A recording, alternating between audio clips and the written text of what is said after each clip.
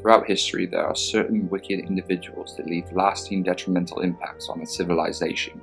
The famous Roman Emperor Nero is a prime example of one of these power-hungry individuals that will do anything to get their way.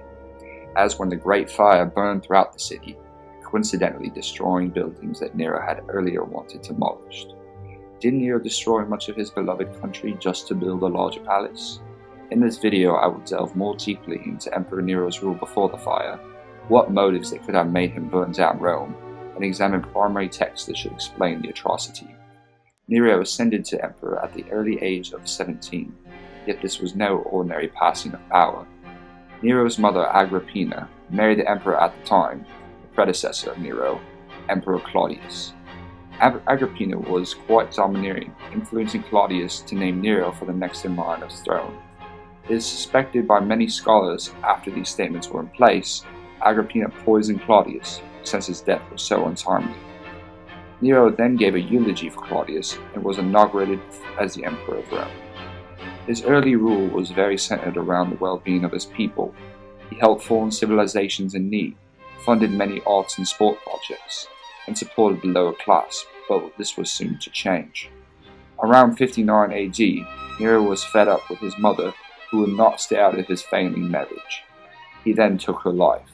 After this event, Nero began ruling with an unrivaled amount of hedonism and tyranny, having politicians and commanders executed along with the killing of his wife.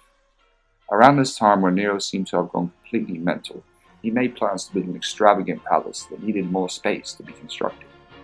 Nero proposed to the Senate to deconstruct certain districts of Rome to have enough rooms for the palace to be built. The Senate shot down his proposal, since it was so absurd to uproot so many of the population to build a larger palace. Coincidentally, on the night of July 18, 64 AD, a great fire burned out the city of Rome, destroying nearly 75% of the city. Although Nero offered shelter and refuge to the victims of the fire in his grand gardens, when reconstruction of the city began, he set out a large plot for his grand palace, the Domus Aurea. When confronted by the Senate about the Grand Fire, Nero immediately blamed it on a Christian sect. After this, the persecution of Christians in Rome began. Could Nero really have burned down Rome for his own palace? To give us a better understanding of what it was like during the actual fire, the famous historian Tacitus chronicled the event.